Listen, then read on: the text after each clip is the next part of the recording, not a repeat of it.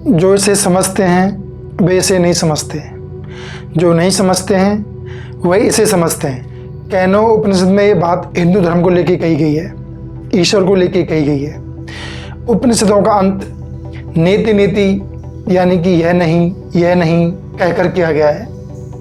यानी कि ईश्वर की सत्ता में यकीन जो लोग रखते हैं, उसके अस्तित्व पे जो प्रश्न खड़े करते हैं, उनके लिए नेति नेति कहा गया है, जो कि उसकी असंभवता पर प्रकाश डालता है।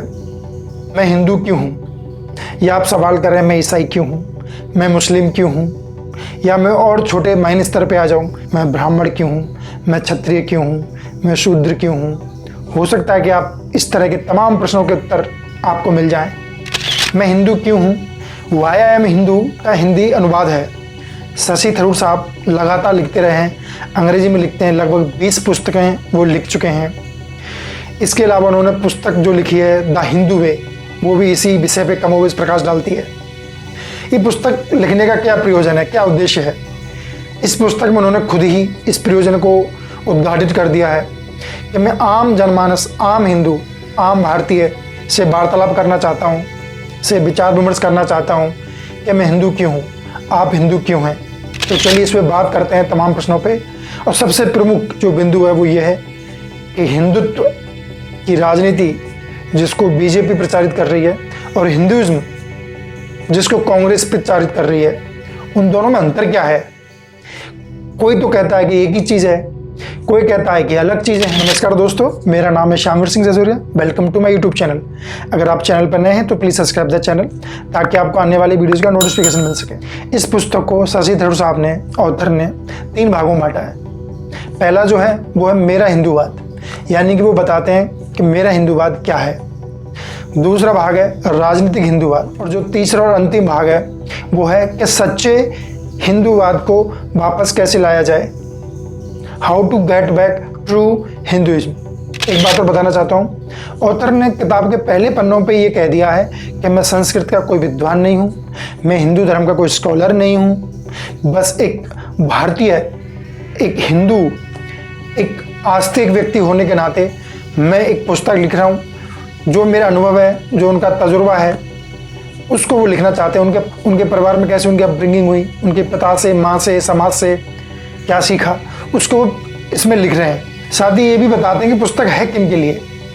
वो कहते हैं कि ये पुस्तक उन लोगों के लिए है जो ये मानते हैं कि उनका दिमाग खुला हुआ है, वार्तालाप करने के लिए हृदय खुला हुआ है, और जो विषय पर चर्चा कर सकते हैं।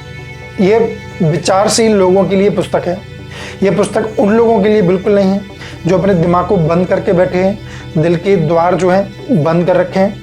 वो हिंदू या किसी और धर्म को लेके, किसी समस्या को लेके वार्तालाप नहीं करना चाहते हैं, तार्किक चिंतन नहीं करना चाहते हैं, डायलॉग स्थापित नहीं करना चाहते हैं। ये पुस्तक उनके लिए नहीं है।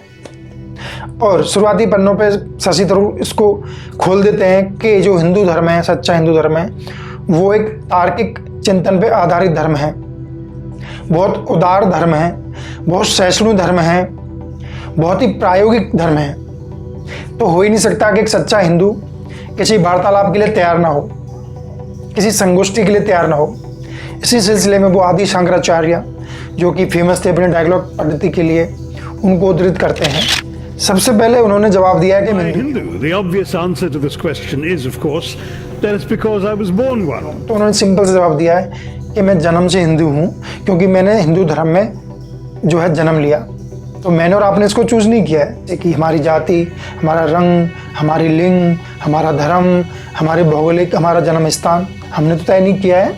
ये सब कुछ हमने चूज नहीं किया। ये क्या है? प्रकृति प्रदत्त है। तो वो सिंपल सी बात कहते हैं कि मैं एक हिंदू पिता के, माता पिता के यहाँ पैदा हुआ, मैं हिंदू हूँ। जो मैंने जिया, मैंने जो भोगा, मैंने जो अनुभव किया, वो हिंदू धर्म था। हिंदू धर्म में मेरी सच्ची आस्था है, ईश्वर में मेरी सच्ची आस्था है। शुरू से लेके अंत तक मेरा विश्वास कभी हिला नहीं है। आइए किताब की जो मेन डिबेट है, मेन जो मुद्दा है, जो किताब असल में ऑथर ने लिखी है विषय पर, वो है बीजेपी की जो हिंदुत्व का वर्जन है उस पे केंद्रित है। इस पूरी किताब में शशि थरूर ने कहीं भी कांग्रेस का जिक्र नहीं किया है। मुझे लगता है करना चाहिए था, कांग्रेस का भी पर्सपेक्टिव रखना चाहिए था, जो कि उन्होंने अप्रत्यक्ष रूप से रखा है। प्रत्यक्ष रूप से रखते तो और ज़्यादा बेहतर होता। छुपन छुपाई खेलने का कोई मतलब नहीं था, लेकिन मेरा इससे कोई वास्ता नहीं है कि वो किस पार्टी के नेता हैं, किस पार्टी के नेता नहीं हैं। मैंने ऐसे किताबें भी पढ़ी हैं जो हिंदू नेताओं ने, हिंदू स्कॉलर्स ने बीजेपी पार्टी के लिए लिखी हैं और बीजेपी पार्टी के नेताओं ने लिखी हैं। किताब पढ़ना, आपको उसमें से कितना अच्छा लग रहा है, कितना बुरा लग रहा है, ये आपके ऊपर निर्भर करता है। आप उससे कितना ले रहे हो, कितना ग्रेस्प कर रहे हो, कितने आप उसके सहमति असहमति व्यक्त कर रहे हो, ये पूर्णतः आप पर निर्भर करता है। क्योंकि किसी विशेष पार्टी के व्यक्ति ने कोई किताब लिखी, उसको इसलिए नहीं पढ़ना है, मैं ऐसा बिल्कुल नहीं कर सकता हूँ। बड़ी ही दिलचस्प बात है कि हिंदू जो शब्द है वो हम भारतीयों ने पैदा नहीं किया है, विदेशियों का दिया हुआ नाम है हिंदू, जिसको लेके हम गर्व से कहते हैं, गर्व से कहो कि हम हिंदू हैं। वो शब्द आयातित शब्द है, इंपोर्ट किया गया शब्द है। खैर, तो शशि थरूर साहब कहते हैं कि Hinduism is the not Hindutva which is described explained by BJP party. उन दोनों के मध्य क्या अंतर है? तो पहले हिंदुइज्म की चर्चा कर लेते हैं, जिसपे ऑथर ने कहा है। वो कहते हैं कि हिंदुइज्म को सबसे सरल भाषा में महात्मा गांधी जी ने बयां कर दिया था। महात्मा गांधी जी ने कहा था कि हिंदुइज्म की बात, हिंदूवाद की जो सबसे अच्छी बात लगती है वो लगती है कट्टरता का ना होना, जो उनको सबसे ज़्यादा सम्मोहित करती है। हर किसी की बात को सुन लेना, सम्मान देना, ये हिंदूवाद है। ऑथर जो है आगे चल के कहते हैं कि हिंदुइज्म इस बात की भी परमिशन देता है कि आप नास्तिक होते हुए भी हिंदू हो सकते हैं। आप उतने ही सच्चे हिंदू हो सकते हैं जितना कोई आस्तिक हिंदू। जैसे चारवाक दर्शन नास्तिक दर्शन है, फिर भी उनको माना गया, समझा गया, इज्जत दी गई। दुनिया का एकमात्र हिंदू धर्म ऐसा है, इतना लिबरल है, इतना उदार है, इतना सहिष्णु है, तो उसमें एक नास्तिक को भी उसी दृष्टि से, उसी सम्मान की नज़रों से देखा जाता है जिस दृष्टि से आस्तिक को देखा जाता है। क्योंकि ये कर्म प्रधान धर्म है, इसमें व्यक्ति के गुणों पर, कर्मों पर ध्यान दिया जाता है। शशि थरूर कहते हैं कि 1980 के बाद बीजेपी पार्टी स्थापित हुई, वो हिंदू धर्म पे आधारित थी, हिंदू नीतियों को ज़्यादा प्रखर करना चाहती थी। ये काम उदार स्तर पे किया जाता था तो कोई दिक्कत नहीं थी, स्वागत था। लेकिन ऑथर कहता है कि ये काम कट्टरता के साथ किया गया। किसी को ज़बरदस्ती जय श्री राम बुलवाना, किसी से ज़बरदस्ती ये कहना कि ये खाओ और ये मत खाओ। आपको हिंदुस्तान में रहना होगा तो जय श्री राम कहना होगा। यह हिंदुइज्म नहीं है, ये हिंदूवाद नहीं है, ये जो कट्टरता है ये हिंदुइज्म नहीं है, ये हिंदुत्व है। हिंदुत्व की संकल्पना है, ये बीजेपी द्वारा निर्मित की गई संकल्पना है। इसका पुरातन हिंदूवाद से, पुरातन हिंदू धर्म से कोई लेना देना नहीं है। एक हिंदू वह हिंदू है जो सबको गले लगाता है, तर्क वितर्क करता है, सहिष्णुता रखता है, उदारता रखता है और दिमाग की खिड़कियां खुले रखता है। किसी से जोर जबर तरीके से नहीं कहता है कि आप जय श्री राम का नारा लगाइए, नहीं तो फलानी देश फलानी जगह चले जाइए। यह हिंदू धर्म नहीं है, यह हिंदूवाद नहीं है। ये जो कट्टरता है, ये जो फैनेटिज्म है, असहिष्णुता है, अउदारता है, यह हिंदुत्व है। और इसको जो ऑथर है वो कांग्रेस को और पूरे देश को अलग करते हैं और पुस्तक के अंतिम भाग में निवेदन करते हैं समस्त भारतीयों से, get back to the real Hinduism, सच्चे हिंदू धर्म के प्रति वापस लौटिए। इसमें वो सनातन हिंदू धर्म की चर्चा करते हैं, श्री राम की चर्चा करते हैं, गीता की चर्चा करते हैं, रामायण की बात करते हैं। विवेकानंद जी की जो हिंदूवाद की संकल्पना थी, बहुलवादी, बहुल विचार, वसुदेव कुटुंबकम की, उस पर बात करते हैं कि विवेकानंद जी ने जो धर्म की परिभाषा दी थी हिंदू धर्म की, उस हिंदू धर्म की ओर लौटना है, ना कि उस हिंदुत्व की तरफ जो बीजेपी ने गढ़ा है। यह किताब बहुत बड़ी है, हिंदू धर्म को लेके तमाम तरह के उदाहरण दिए गए हैं। उन्होंने समस्या भी बताई कि हिंदुत्व की अगर हम बात करें हिंदुत्व पनपा कैसे होगा, तो उन्होंने भारतीय संविधान की प्रस्तावना में सम्मिलित शब्द धर्मनिरपेक्ष यानी कि सेकुलरिज्म, धर्मनिरपेक्षता को लिया है, उसका जिक्र किया है। साथ में कोट किया है समाजशास्त्री और वैज्ञानिक टी.एन. मदान को।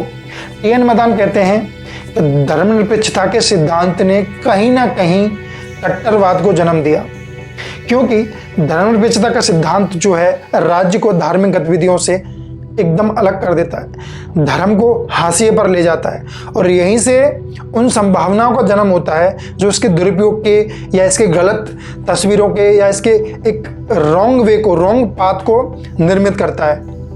यहीं से वो अवधारणाएं गढ़ी जा सकती हैं, क्योंकि व्यक्ति को, समाज को तो धर्म से विच्छेदित कर दिया गया ना, हाशिए पर ले जाया गया ना।